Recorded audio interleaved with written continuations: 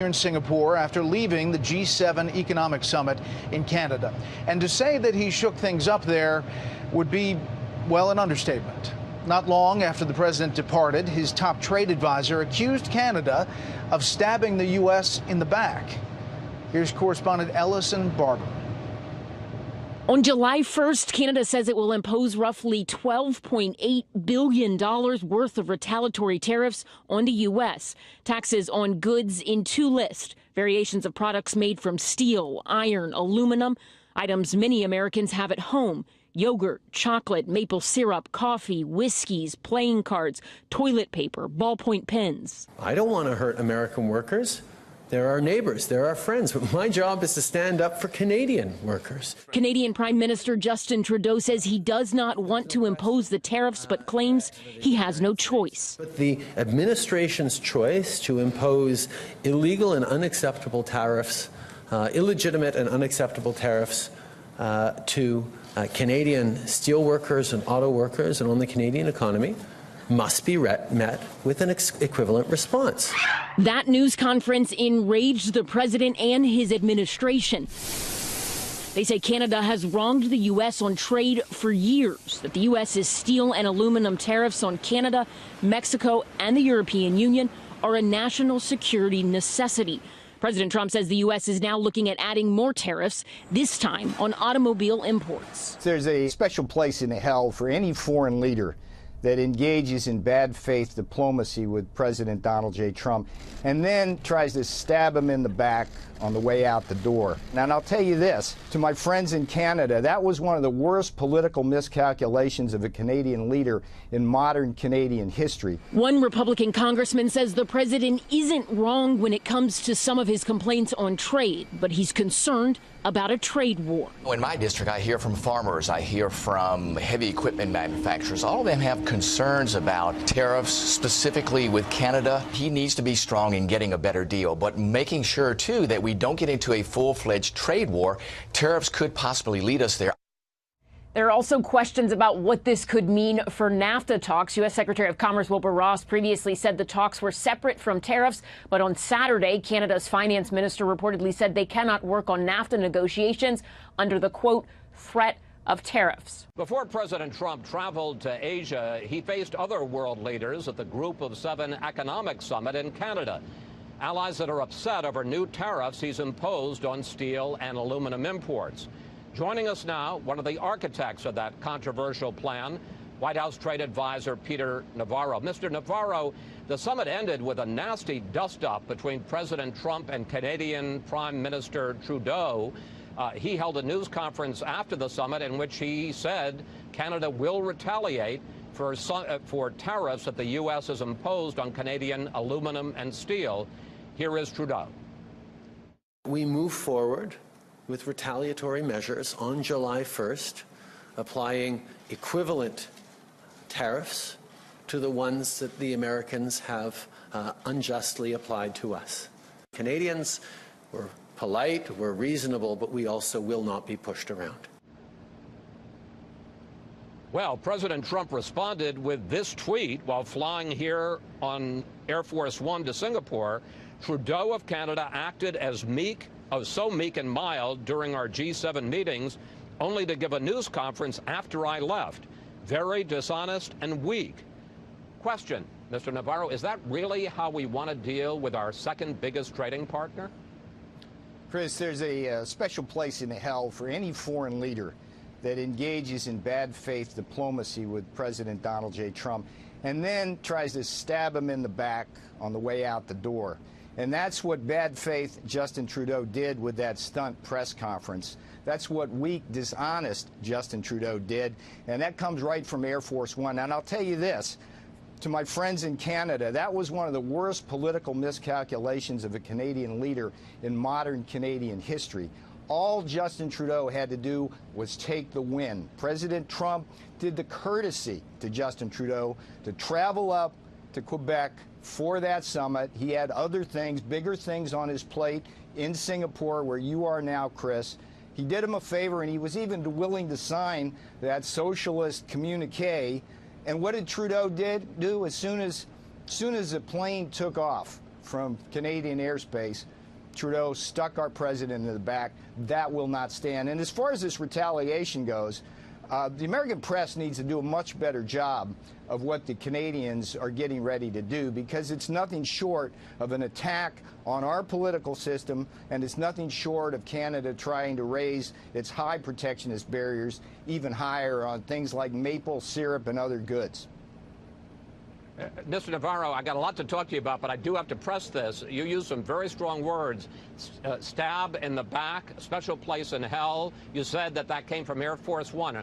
Are those the views? Are those the words of the president? Those are my words, but they're the sentiment that was on Air Force One after that. Look, Chris, this was just wrong what Trudeau was doing.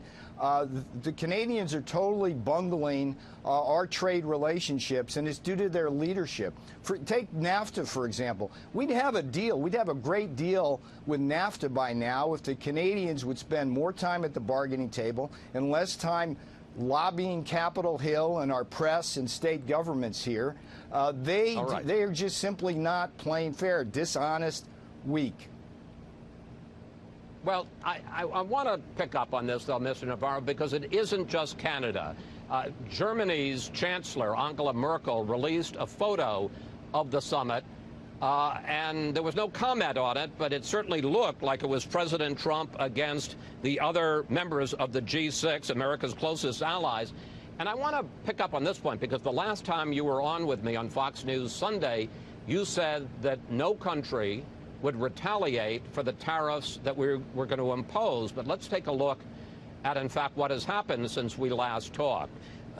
Canada has announced tariffs on $13 billion in U.S. goods. The European Union will impose tariffs on $3 billion in American products. I understand, sir, that the objective of the president's trade policy, with your advice, some would call it a trade war, is to get the other countries to lower their tariffs on us, but hasn't the practical effect been to get them to raise their tariffs on our products?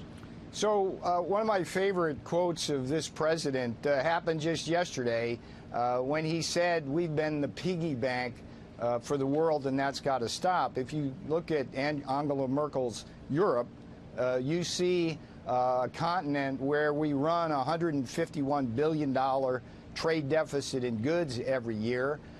Germany has tariffs on autos 4 times higher than our tariffs on equivalent German imports here, and they sell us 3 times as many cars as we sell them. So on the issue alone, we have allies strategically, but when it comes to these trade disputes, these allies basically are robbing us blind. The president is not going to put up with that. And in terms of this retaliation, I want to get back to the Canadian miscalculation here. The Canadians, because this speaks to your retaliation. I don't mean to interrupt, but I do want to move on because we've got limited time. Joining me now to discuss, Fox News contributor Lisa Booth and the former U.S. ambassador to Canada, Bruce Heyman. Mr. Heyman, I was interested that you retweeted today something from the New York Times that I think really well captures the attitude of the elite to what went down at that summit in Canada. With a petulant tweet storm from Air Force One, President Trump all but blew up the group of 7 nations that the United States has led for more than 4 decades and essentially declared open political war on America's closest neighbor. This is so over the top, this reaction. It seems to me that what you're experiencing, you and those who have that view, is just shock at the democratic process finally working. That for years and years and years, people vote in elections, nothing really changes. In 2016, someone's elected who promises to change things on trade and tariffs and all the rest of it, and you can't quite believe that he's actually doing it. Oh, so here's the reality here, and the thing that I know so well. United States and Canada have no better relationship than any 2 countries in the world. And when we talk about trade, $680 billion in goods and services in the U.S. has a surplus in trade. This is our best friend. This is our best ally.